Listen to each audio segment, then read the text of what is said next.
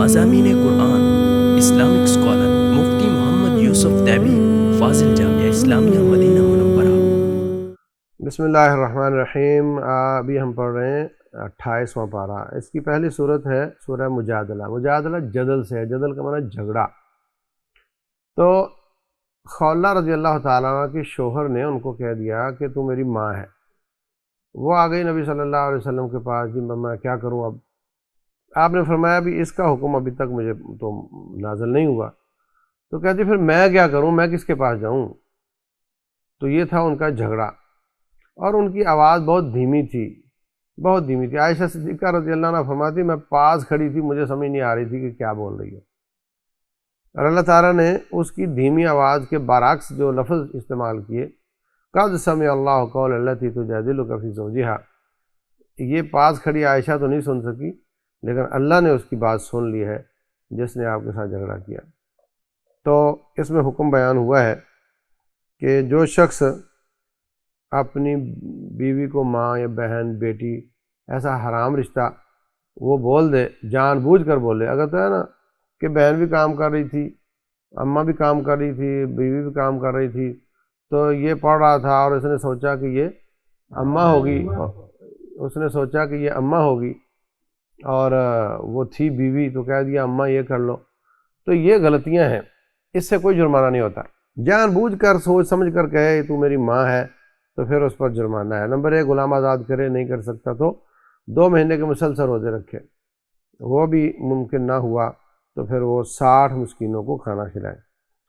یہ حکم اللہ تعالیٰ نے بیان کیا۔ اس کے بعد منافق جو تھے نا، اس صورت میں اور اگلی صورت میں ان کا بڑا تذکرہ ہے۔ منافق کیا کرتے کہ پہلے تو نا نبی صلی اللہ علیہ وسلم کی مجلس میں آ کر اگلی سیٹوں پر بیٹھ جاتے اور پھر ایسے فضول قسم کے سوال کرتے، یعنی آپ کا وقت ضائع کرتے، آپ کا اتنا قیمتی وقت ہے ضائع کر دیتے۔ اگر آپ ان کو اگنور کریں، پہلے تو آپ کی عادت مبارکہ ہی نہیں تھی، تو اگر کر بھی دیں کسی بات پر تو وہ کہیں گے دیکھو جی ہماری تو بات ہی کوئی نہیں سنتا، تو پھر پروپیگنڈا شروع کر دیتے۔ اللہ تبارک و تعالیٰ نے پہلی بار اس کے آداب بیان کیے، نبی صلی اللہ علیہ وسلم کی مجلس میں بیٹھنے کے آداب، اور یہ بعد کے لوگوں کے لیے بھی ہیں۔ بہر صورت یہ 7 نمبر سے لے کر 13 نمبر آیات میں فرمایا پہلی بات تو یہ سمجھو کہ تم اکیلے نہیں ہوتے، تم 2 ہو تو تیسرا اللہ ہوتا ہے، اور 4 ہو تو 5واں اللہ ہوتا ہے، تھوڑے ہو زیادہ ہو جتنی بھی ہو اللہ تمہارے ساتھ ہوتا ہے۔ کس حساب سے ساتھ ہوتا ہے؟ جیسے اس کی شان کے لائق ہے۔ ویسے تو سورہ طٰہٰ کے شروع میں ہے کہ اللہ عرش پہ ہے، ویسے تو بخاری شریف میں ہے کہ اللہ آسمان دنیا پہ آخری تہائی رات میں نزول فرماتا ہے۔ تو ہم ان تمام نصوص کو مانتے ہیں، اور یہاں یہ آ گیا کہ وہ ہمارے ساتھ ہوتا ہے، لیکن اس سے یہ نہیں نکلتا کہ اللہ تبارک و تعالیٰ حاضر ناظر ہے، نعوذ باللہ، ہر جگہ ہر جائی ہے، یا یہ عقیدہ کہ اللہ لامکاں ہے، نعوذ باللہ، یہ سب غلط عقائد ہے۔ اللہ تبارک و تعالیٰ کے بارے میں جو 3 باتیں میں نے بتائیں، اس پر ہمارا ایمان ہے۔ کس حساب سے وہ ہمارے ساتھ ہے؟ جیسے اس کی ذات کے لائق ہے۔ نمبر 2 مطلب اللہ تعالیٰ کے موجود ہونے کا تصور، اس کی نگرانی کا تصور رکھا کرو، اور مجلسوں میں سرگوشیاں کرتے وقت اپنے آپ کو آزاد نہ سمجھو، تمہاری ہر بات ریکارڈ ہو رہی ہے۔ پھر یہ الگ الگ منافق آپس میں خسر خسر کرتے تھے تاکہ مسلمان غمگین ہوں، وہ سمجھے پتہ نہیں انہوں نے کیا بات کی ہے، تو اللہ تعالیٰ نے ان کا بھی رد کر دیا، ان کو منع کیا، وہ باز نہیں آتے، پھر ان کو منع کیا۔ اور یہ جب آپ کو آ کر سلام کہتے ہیں تو سلام بھی غلط طریقے سے کہتے ہیں، السلام علیکم کی بجائے کہتے ہیں السلام علیکم، تم پر ہلاکت ہو، نعوذ باللہ، یہ معنی اس کا بنتا ہے۔ تو اللہ تعالیٰ نے یہ بھی ان کی آشکار کر دی بات۔ پھر کہتے ہیں یقولون فی انفسہم لولا یعذبنا اللہ بما نقول، اگر یہ بات ہے کہ ہم برا کر رہے ہیں تو پھر اللہ ہمیں عذاب کیوں نہیں دیتا؟ تو اللہ تو مہلت دیتا ہے، یہ اس مہلت کو اللہ کی کمزوری سمجھتے ہیں۔ اے ایمان والو، جب بھی سرگوشی کرو گناہ کی سرگوشی نہ کرو، تقوی اور نیکی کی سرگوشی کرو، اور یہ جو سرگوشیاں کرتے ہیں یہ آپ کا کوئی نقصان نہیں کریں گے، آپ غمگین نہ ہوا کریں۔ اور آئندہ قانون یہ ہے کہ یا ایھا الذین آمنوا اذا ناجیتم الرسول فقدموا بین یدی نجواکم صدقہ، جب آپ الگ سے ٹائم لیتے ہو نا نبی صلی اللہ علیہ وسلم کا، تو پہلے صدقہ دیا کرو، پھر جا کر وقت لیا کرو۔ یہ اصل میں ان لوگوں کا علاج تھا جو آپ کا وقت ضائع کرتے تھے۔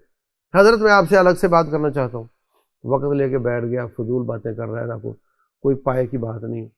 ہمارے اب یہ چلتا ہے، اور جی بتائیں جی یوسف زلیخا کا نکاح ہوا تھا کہ نہیں علیہ السلام، اور یہ بتائیں کہ موسیٰ علیہ السلام کی ماں کا نام کیا تھا، ہاں، اور عجیب فضول بات۔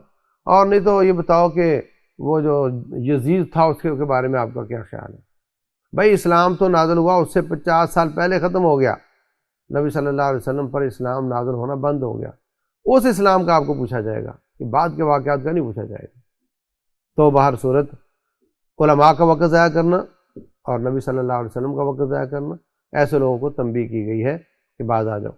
تو کہا کہ پہلے صدقہ کرو پھر بات کرو، تو اب کیا ہوا، یہ سرگوشیاں کرنے والے سارے چھٹ گئے، یہ منافق سارے پیچھے ہٹ گئے، اب کوئی بات نہیں کرتا، پیسے دینے پڑتے ہیں۔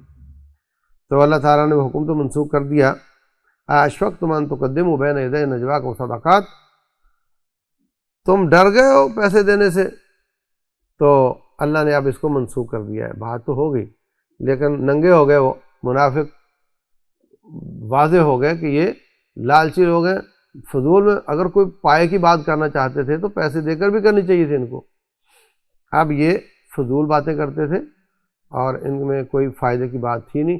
یہی وجہ ہے کہ جب صدقہ دینا پڑا تو یہ آگے نہیں بڑھے، پیچھے ہٹ گئے۔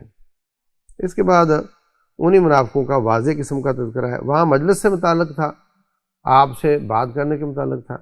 اب منافقوں کی اور نشانیاں 14 سے لے کر 21 نمبر آیت تک ہیں۔ انہوں نے اپنے ایمان کو اپنی ڈھال بنایا ہوا ہے اور اللہ کے راستے سے لوگوں کو روکتے ہیں۔ ان کے مال اور اولاد ان کے کسی کام نہیں آئیں گے، اللہ ان کو قیامت والے دن اٹھائے گا، اور یہ وہاں بھی قسمیں اٹھا کر سچا ہونا چاہیں گے، لیکن وہاں پر اللہ ان کے منہ پر مہر لگا کر ان کو جھوٹا قرار دے دے گا، ان کے آداب بتائیں گے کہ یہ کیا کرتے رہے۔ یہ شیطان کا لشکر ہیں اور یہ ہمیشہ ناکام ہونے والے ہیں۔ اللہ تعالیٰ نے یہ بات لکھ دی ہے کہ میں اور میرے رسول ہمیشہ غالب رہیں گے۔ اے نبی آپ ساری دنیا میں تلاش کریں، آپ کو کوئی ایسا بندہ نظر نہیں آئے گا، ایسی قوم نظر نہیں آئے گی جو اللہ پر ایمان بھی لاتے ہوں اور پھر کافروں سے دوستی بھی کرتے ہوں۔ یہ منافق ایسا ہی کرتے ہیں، تو پھر ان کا ایمان درست نہیں ہے، اگرچہ وہ کافر ان کے بیٹے، بھائی، باپ، عشیرہ، رشتہ داری کیوں نہ ہو۔ مومن ہوگا تو کافروں سے دلی دوستی نہیں لگائے گا، ایسا شخص آپ کو کبھی نہیں ملے گا۔ اس کے بعد سورہ حشر ہے، حشر کا مطلب ہوتا ہے جمع کرنا۔ تو نبی صلی اللہ علیہ وسلم نے ساتھیوں کو جمع کیا، حضرت آپ کی بنو نذیر نے، اس صورت کا نام بنو نذیر، سورہ نذیر بھی ہے۔ تو ہوا یہ کہ بنو قریظہ، بنو نذیر، بنو قینقاع، 3 قبیلے تھے یہودیوں کے، ان کے ساتھ معاہدہ ہو گیا تھا کہ مدینہ کی سطح پر ہم مل کر مقابلہ کریں گے، دشمن کا ساتھ نہیں دیں گے۔ تو نبی صلی اللہ علیہ وسلم کسی دیت کے لینے کے سلسلے میں بنو نذیر کے پاس گئے، تو انہوں نے جو جگہ بنائی بیٹھنے کی وہ تھی دیوار کے ساتھ، اور ایک آدمی کو بھیجا کہ پیچھے سے جا اور مکان کے اوپر سے چکی کا پتھر ان کے سر پہ گرا دیں۔ آپ کو اللہ تعالیٰ نے بتا دیا۔ آپ نے ساتھیوں سے کہا بھائیو آپ یہاں بیٹھو، مجھے کوئی کام ہے۔ آپ وہاں سے 1-2 ساتھی لے کر نکلے، مدینے آ گئے، اور پیچھے سے پیغام بھیج کر وہ جو ساتھی وہاں بیٹھے ہوئے تھے ان کو بھی بلا لیا۔ یہ بھی آپ کی بہت بصیرت کی بات ہے۔ تو بہر صورت بعد میں آپ نے پیغام بھیجا کہ آپ نے مجھے شہید کرنے کا پلان بنایا، جبکہ ہمارا تو معاہدہ آپس میں دفاعی معاہدہ ہو چکا ہے۔ آپ نے غداری کی ہے، اور غداروں کا علاج یہ ہے کہ تم یہاں سے دفع ہو جاؤ۔ تو اللہ تعالیٰ نے ان کو وہاں سے نکلنے کا حکم دیا۔ تو پہلے ان پر حملہ کیا اور ان کے باغوں کو، ان کے درختوں کو آگ لگا دی۔ تو کہنے لگے دیکھو جی یہ تو خون خرابہ ہو رہا ہے، یہ تو فساد ہو رہا ہے۔ اللہ تعالیٰ فرماتے ما قطعتم من لینۃ اور ترکتموها قائمۃ علی اصولها فباذن اللہ، جو بھی آپ کر رہے ہیں نا، درختوں کو آگ لگا لیں، کاٹ رہے ہیں ان کو، یہ سب میری اجازت سے ہے، میری پوری تائید حاصل ہے آپ کو۔ اور ساتھ ہی فرما دیا کہ وہ مارکا جس میں لڑائی نہ ہوئی ہو اس کا مکمل غنیمت جو ہے وہ نبی صلی اللہ علیہ وسلم کا ذاتی ہوتا ہے، یہ بھی ساتھ فرما دیا۔ تو یہ لوگ وہاں سے پھر نکل گئے، ان کو کہا جو اٹھا سکتے اٹھا لو۔ تو اپنے گھروں کے شتیر اور چھتیں اور دروازے نکال کر لاد کر لے جا رہے تھے۔ اللہ فرماتے ہیں دیکھو اپنے ہاتھوں سے اپنے گھروں کو گرا رہے ہیں، تو فاعتبروا یا اولي الابصار، آنکھیں والو عبرت حاصل کرو، خود ہی بنائے تھے گھر، خود ہی گرا رہے ہیں۔ تو ان کو وہاں سے نکال دیا گیا۔ یہ جو مال آیا ہے یہ صرف اس میں کوئی مجاہد استعمال نہیں ہوا، لہٰذا یہ صرف نبی صلی اللہ علیہ وسلم کا ذاتی ہے، یہ بیت المال میں جائے گا، وہاں سے اللہ تعالیٰ کی مرضی سے وہ تقسیم کریں گے۔ تو یہ مال کس کو ملے گا؟ لذی القربیٰ، للہ وللرسول، رسول کا ذاتی ہے اور قریبی رشتہ داروں کا ہے، یتیموں مسکینوں کا اور مسافروں کا ہے، تاکہ یہ مال چند ہاتھوں میں نہ رہ جائے، لکھی لا یکون دولۃ بین الاغنیاء منکم، یعنی اسلام کنڈیم کرتا ہے اس بات کو کہ مال چند ہاتھوں میں ہو، مال کو بکھرنا چاہیے، ہر ایک تک پہنچنا چاہیے۔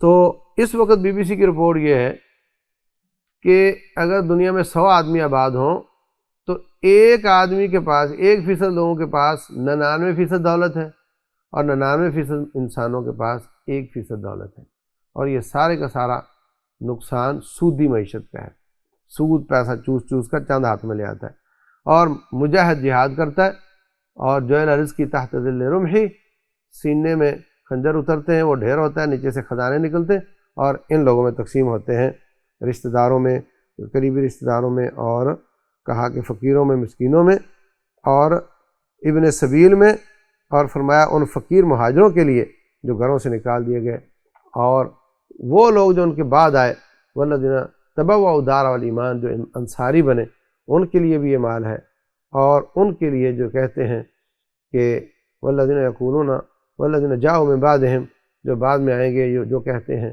کہ اللہ ہمیں بھی معاف کر دے اور ہمارے گزرے ہوئے بھائیوں کو بھی معاف کر دے، یہ سب کے لیے مال ہے۔ ہمیں بھی کہنا چاہیے جو ہم سے پہلے لوگ گزر گئے، اللہ ان کو معاف کر دے۔ ہم نے کوئی غلطیاں تلاش کرنا صحابہ کرام کی اور اس پر اپنی جو ویورشپ کو بڑھانا، یہ بہت خطرناک گیم ہے، یہ مرتے ہی ان کو سمجھ آ جائے گی کہ ہم کیا کر رہے ہیں۔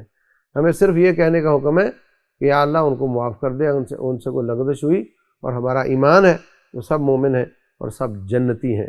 مزید منافقوں کی علامتیں بیان کی ہیں 11 سے لے کر 15 تک۔ منافق ان یہودیوں کو کہتے تھے کہ اگر تم نکلو نا مسلمانوں کے مقابلے میں، ہم بھی تمہارے ساتھ ہوں گے، اور ہم تمہارے بارے میں اپنے نبی کی بات نہیں مانیں گے، اگرچہ بظاہر ہم مسلمان ہیں، اور ہم تمہاری اگر لڑائی ہوئی تو مدد کریں گے۔ اللہ گواہی دیتا ہے، جھوٹ بولتے ہیں، اگر یہودیوں کا مقابلہ کیا مسلمانوں نے تو منافق ان کا ساتھ نہیں دے سکیں گے، اور ایسا ہی ہوا۔ اور اللہ فرماتے ہیں آپ کا رعب ان کے سینے میں بہت زیادہ ہے، یہ آپ سے جم کر مقابلہ کر ہی نہیں سکتے، یہ قلعہ بند ہو کر یا اوٹ میں بیٹھ کر لڑائی کر سکتے ہیں۔ اب امریکہ آیا تو انہوں نے اپنے جو مورچے تھے انہی کو پہیے لگا لیے، اتنی موٹی چادر لوہے کی پیمپر لگا کر بیٹھتے تھے، سامنے آ کر لڑائی کرنے کی ہمت نہیں ان کی۔ اللہ کا قرآن کہتا ہے سامنے آ کر مقابلہ نہیں کر سکتے، اور پھر دیکھیں کیسے بھاگنے میں ایک دوسرے کا مقابلہ کر رہے تھے۔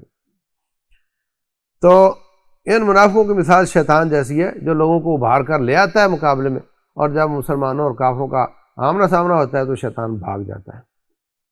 آخری رکوع میں اللہ تعالیٰ نے فرمایا ہر شخص کو دیکھنا چاہیے کہ اس نے کل کے لیے کیا بھیجا ہے۔ ان لوگوں کی طرح مت ہو جاؤ جو اللہ کو بھول گئے تو اللہ نے ان کو اپنا آپ بھلا دیا۔ اللہ اکبر! یہ جو سگریٹ نوش ہوتا ہے نا، اس کو اپنا آپ بھولا ہوتا ہے، اس کو نہیں پتا کہ میں اپنا نقصان کروں۔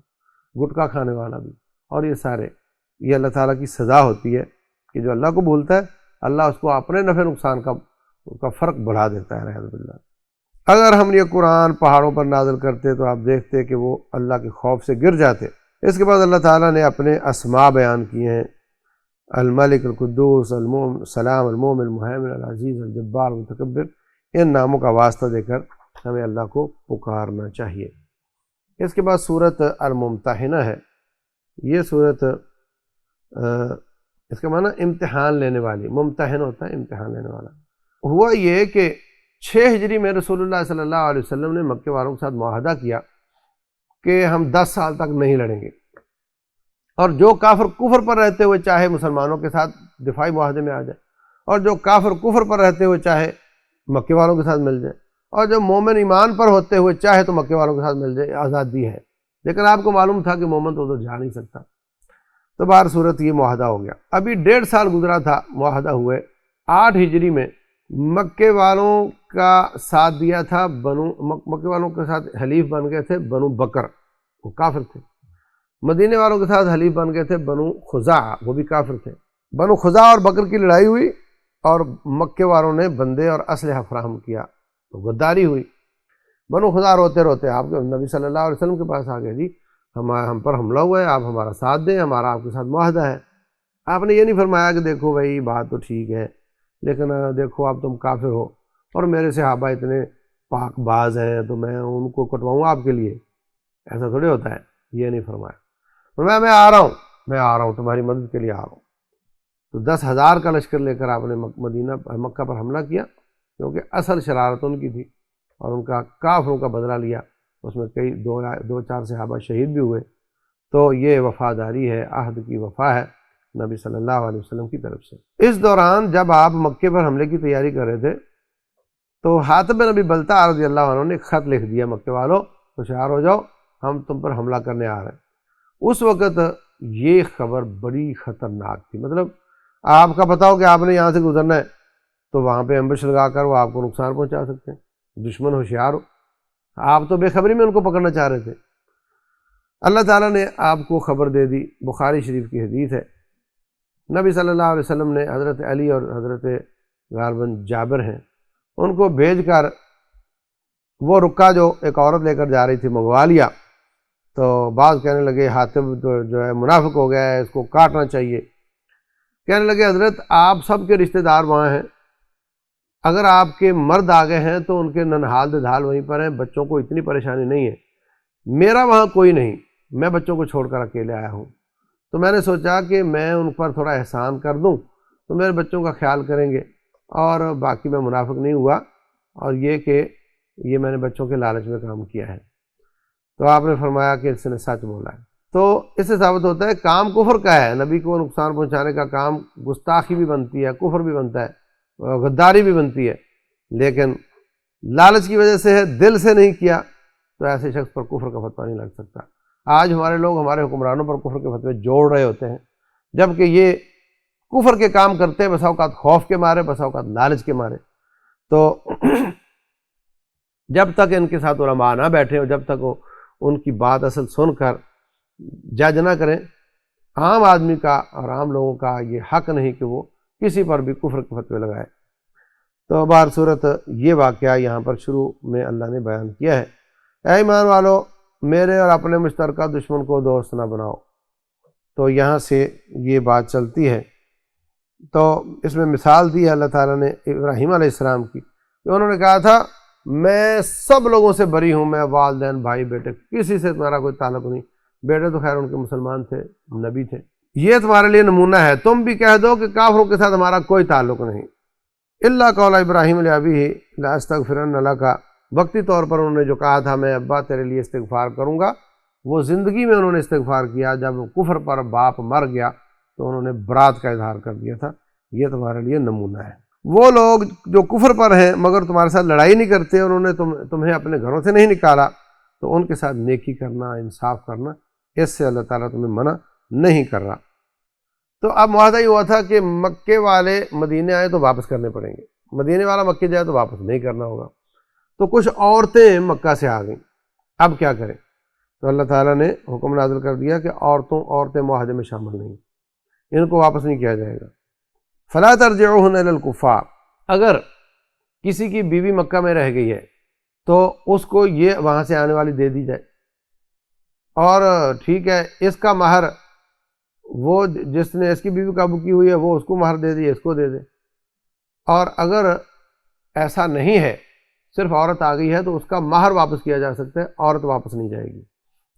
تو اس طریقے سے مومن عورتوں کو آپ کافروں کے حوالے نہیں کر سکتے۔ آخر میں اللہ تعالیٰ فرماتے ہیں اگر تمہارے پاس مومنہ عورتیں آئیں تو ان سے بیعت کرو، شرک نہیں کریں گی، چوری نہیں کریں گی، بدکاری نہیں کریں گی، بچوں کو قتل نہیں کریں گی، کسی پر بہتان نہیں لگائیں گی، اور آپ کی نیک کام میں نافرمانی نہیں کریں گی، تو ان سے بیعت آپ کریں اور ان کے لیے استغفار بھی کریں۔ اسی طرح کی بیعت مسلمان مردوں سے بھی لی جا سکتی ہے، صحیح بخاری میں اس کا تذکرہ ہے۔ لیکن یہ کام جو حکمران ہے اس کا ہے، جو یہ جماعتیں بیعت لے کر ان کو ساری زندگی کے لیے اپنا وفادار بنانا چاہتے ہیں، اس کا کوئی جواز نہیں۔ جہاد پر بیعت ہوتی ہے، جہاد یہ کرتے نہیں۔ حکمرانی پر بیعت ہوتی ہے، حکمرانی ان کے پاس ہے نہیں۔ اس کے بعد سورہ صف ہے۔ صف کا معنی ہوتا ہے جو صف مسجد میں بنتی ہے، سب بنا کر جہاد کرنا اس کا تذکرہ ہے، اس وجہ سے اس کا نام سورہ صف ہے۔ اے ایمان والو لما تقولون ما لا تفعلون، جو تم کرتے نہیں تم کیوں کہتے ہو، اس کا معنی لوگوں نے غلط سمجھا ہے۔ لوگ یہ سمجھتے ہیں کہ جو نیکی نہ کرتے ہو اس کی دعوت نہ دو، یہ معنی نہیں، اس کا معنی غلط کریڈٹ لینا، یہ کام بھی میں نے کیا وہ کام بھی میں نے کیا، تو جب تم نے کیا نہیں تو تم کیوں کہتے ہو میں نے کیا، یہ معنی اس آیت کا۔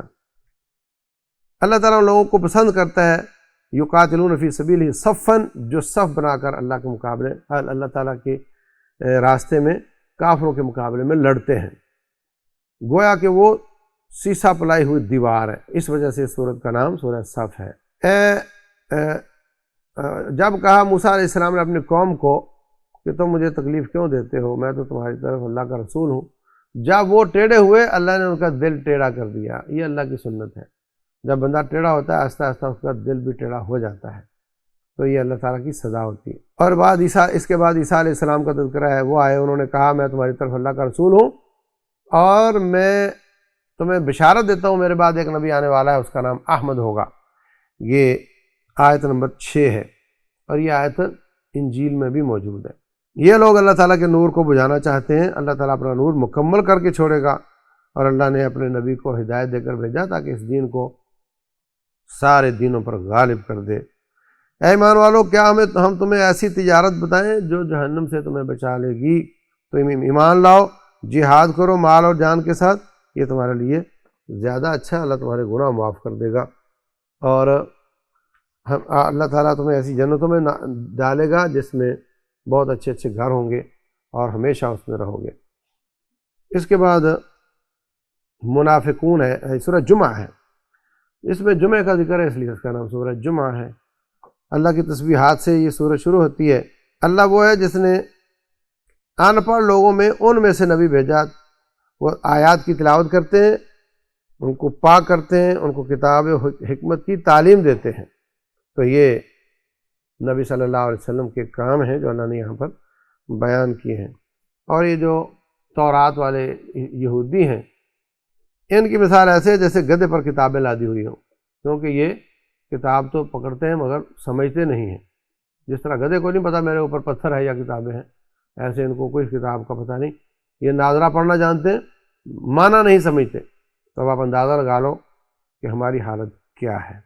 اے ایمان والو، اے یہودیو، تم سمجھتے ہو کہ تم اللہ تعالیٰ کے دوست ہو تو پھر مرنے کی تمنا کرو تاکہ اپنے دوست کے پاس جا سکو، یہ ایسا کبھی نہیں کریں گے۔ ان سے کہو جس موت سے بھاگتے ہو وہ آنے والی ہے۔ جب تمہیں جمعے والے دن اذان سنائی دے تو پھر سارے کام چھوڑ کر لپکتے ہوئے مسجد میں آ جایا کرو، پھر لیٹ ہونا تمہارا گناہ کا سبب ہے، اور جب نماز ختم ہو جائے تو جاؤ جا کر اپنا کام کرو اور اللہ کا رزق تلاش کرو، تو یہ تمہارے لیے جائز ہے۔ سورہ منافقون ہے، اس میں منافقون کا تذکرہ کیا ہے۔ منافق کہتے ہیں آپ اللہ کے رسول ہیں، اللہ جانتا ہے کہ آپ اللہ کے رسول ہیں، لیکن منافق جھوٹ بول رہے ہیں۔ انہوں نے اپنے ایمان کو اپنی ڈھال بنایا ہوا ہے، یہ ایمان کے بعد کفر کرتے ہیں۔ آپ ان کے جسموں کو دیکھیں تو کیا خوبصورت لگتے ہیں، یہ بڑا روب چہرہ اور سب، لیکن ہیں یہ منافق ایسے جیسے لکڑیاں دیوار کے ساتھ لگائی ہوئی ہوتی ہیں۔ جب ان سے کہا جاتا ہے آؤ نبی تمہارے لیے استغفار کرے تو سار مار دیتے ہیں، پھیر دیتے ہیں، کہتے ہیں نبی کے ساتھیوں پر خرچ نہ کرو یہاں تک کہ وہ یہاں سے بھاگ جائیں۔ کبھی کہتے ہیں جب ہم واپس جائیں گے تو مدینے میں سے عزت والے ذلیلوں کو نکال دیں گے، تانے دیتے ہیں، اشارے سے کنائے سے نبی صلی اللہ علیہ وسلم ان کے ساتھیوں کو برا کہتے ہیں۔ اللہ تعالیٰ ان کی برائیوں کو واضح کر رہا ہے ان آیات میں۔ اے ایمان والو، تمہارے مال اور اولادیں تمہیں اللہ کے ذکر سے غافل نہ کر دیں، اللہ کے راستے میں خرچ کرو قبل اس کے کہ وہ وقت آ جائے کہ تمہاری موت اس میں ہو، اور پھر تم کہو یا اللہ تھوڑی سی مہلت دے دے، میں صدقہ کر کے نیک بننا چاہتا ہوں، پھر مہلت نہیں دی جائے گی۔ اس کے بعد سورہ تغابن ہے۔ تغابن غبن سے ہے، غبن کا معنی اللہ تعالیٰ نے ہر شخص کا ایک پلاٹ متعین کیا ہے جنت میں، ابو جہل کا بھی، ابو لہب کا بھی، فرعون کا بھی، اور سب کے ایک ایک پلاٹ بنائے ہیں جہنم میں بھی، صحابہ کرام سے لے کر انبیاء سب کے لیے ایک ایک پلاٹ۔ انبیاء تو خیر میں نہیں کہہ سکتا، صحابہ کرام یا امتیوں کے لیے بہرحال تو ہوگا یہ کہ جب جنتی جنت میں چلے جائیں گے تو ان کے پلاٹ جہنم والے جہنمیوں کو مل جائیں گے، اور جہنمیوں کے پلاٹ جنت والے جنتیوں کو مل جائیں گے۔ تو یہ غبن ہے، یہ قبضہ کرنا ہے، اس لیے اس کا نام یوم التغابن ہے، آخرت کا نام یوم التغابن ہے۔ تو اس میں اللہ تبارک و تعالیٰ شروع میں آپ تسبیحات بیان کرتے ہیں، پھر اپنی نعمتوں کا تذکرہ کرتے ہیں۔ اللہ تعالیٰ نے زمین آسمان کو بنایا، تمہاری شکلیں بنائی، بہترین شکلیں بنائی، اور تمہارے ظاہر اور باطن کو اللہ جانتا ہے۔ اور اس کے ساتھ کچھ ان کا تذکرہ کیا ہے، الم یاتکم نبأ الذین کفروا من قبل، سابقہ قوموں کا تذکرہ کہ ان کو اللہ تعالیٰ نے کیسے کیسے سزا دی، تمہیں بھی سزا دے گا۔ وہ کہتے تھے انسان کو اللہ نے نبی کیوں بنا دیا ہے؟ پھر کہتے تھے زعم الذین کفروا ان لن یبعثوا، ہمیں دوبارہ نہیں اٹھایا جائے گا۔ کہا اللہ کی قسم ہے تمہیں دوبارہ ضرور اٹھایا جائے گا۔ اے ایمان والو، تمہاری کچھ بیوی، بعض کی بیویاں اور بعض کی اولادیں تمہارے دشمن ہوتے ہیں۔ بعض لوگ اپنی بیویوں اور بچوں کی وجہ سے آخرت برباد کر لیتے ہیں، تو وہ تمہارے دشمن ہیں، ان سے بچ کے رہا کرو۔ یہ آیت نمبر 14 ہے۔ اور انما اموالکم اولادکم فتنہ، تمہارے مال اور اولاد فتنہ ہے، یہ دین سے دور کرنے کا سبب بن سکتے ہیں، اس سے بھی ہوشیار رہو اور اللہ کے راستے میں خرچ کرتے رہو، اللہ تمہیں معاف کر دے گا۔ اس کے بعد سورہ طلاق ہے، اس میں عورتوں کے مسائل بیان ہوئے ہیں۔ اے ایمان والو، جب بھی طلاق دو طہر کی حالت میں دو، ایسا طہر جس میں پاکی ہے، عورت کے بعض دن پاکی کے نہیں ہوتے، پاکی کی حالت میں دو، اور وہ بھی پاکی ایسی جس میں آپ اس کے پاس نہ گئے ہو۔ یہ طلاق دینے کا طریقہ بیان ہوا ہے۔ اور جب اپنے وہ ان کی عدت شروع ہو جائے، اب یا تو ان کو معروف طریقے سے رکھو یا معروف طریقے سے ان کو چھوڑ دو، لٹکائے نہ رکھو ان کو۔ اور جب ان کو چھوڑو تو گواہی قائم کرو، عدل قائم کرو۔ اللہ تعالیٰ سے جو ڈرتا ہے اللہ تعالیٰ سے ڈرو، اور جو اللہ سے ڈرتا ہے اللہ تعالیٰ اس کے لیے مشکلات سے آسانی کا راستہ بنا دیتا ہے، اور اس کو وہاں سے رزق دیتا ہے جہاں سے اس کو گمان تک نہیں ہوتا۔ اور وہ عورتیں جو جوان ہیں ان کی تو تیسری ماہواری تک عدت ہے، اور جو عورتیں بوڑھی یا بچی ہیں، بس اوقات بچپن میں نکاح ہو جاتا ہے، تو ان کی عدت 3 مہینے ہے۔ طلاق دینے کے باوجود ان کو گھر سے نہ نکالو، گھر میں رکھو، ان پر خرچ کرو، اور اگر ان کو حمل ہو تو پھر بچے کی پیدائش تک ان پر خرچ کرو، اور اگر بعد میں بھی وہ تمہارے بچے کو دودھ پلاتی ہے اس پر پھر اجرت طے کر کے اس کو خرچہ دو، اگرچہ طلاق ہو چکی ہو۔ اللہ تبارک و تعالیٰ وہ ہے جس نے 7 آسمان اور 7 زمینیں بنائی، اور آسمان سے زمینوں پر اپنا حکم نازل کرتا ہے تاکہ تم جان لو کہ اللہ ہر چیز پر قادر ہے اور ہر چیز کا علم رکھنے والا ہے۔ یعنی زمین و آسمان بنانے کا مقصد ہے تمہیں اللہ کو علیم اور قدیر مان لو۔ تو یہ اسماء و صفات کی توحید کی اہمیت ان آیات میں بیان ہو رہی ہے۔ اس کے بعد سورہ تحریم ہے۔ تحریم اس پارے کی آخری صورت ہے۔ تحریم کو معنی حرام قرار دینا۔ دیکھو حرام حلال اللہ قرار دیتا ہے، نبی صلی اللہ علیہ وسلم بھی قرار دے تو اللہ کے حکم سے ہوتا ہے۔ رسول اللہ صلی اللہ علیہ وسلم حضرت زینب کے پاس تھوڑا زیادہ وقت گزارتے تھے، تو حضرت عائشہ اور حضرت حفصہ رضی اللہ عنہما کہنے لگی کیا وجہ ہے؟ پتہ چلا جی وہ شہد کھلاتی ہیں۔ تو کہنے لگی اچھا پھر ایسے کرتے ہیں، ہم آپ کو کہتی ہیں کہ آپ کے وہ جو نا سمیل آ رہی ہے، سمیل آ رہی ہے، تو میں تو مغافیر کی سمیل آ رہی ہے، میں تو شہد کھایا تھا میں نے، ہو سکتا ہے مکھی مغافیر بوٹی پر بیٹھی ہو اور اس کی وہ سمیل ہو، آئندہ میں شہد نہیں پیوں گا۔ دوسرا شان نزول بھی صحیح بخاری میں ہے دونوں، کہ آپ کی کلونڈی تھی، آپ اس کے پاس گئے تو آپ کی بیویوں نے اعتراض کیا، تو آپ نے فرمایا آئندہ میں اس کے پاس نہیں جاؤں گا، میں اس کو حرام قرار دیتا ہوں۔ دونوں شان نزول درست ہیں۔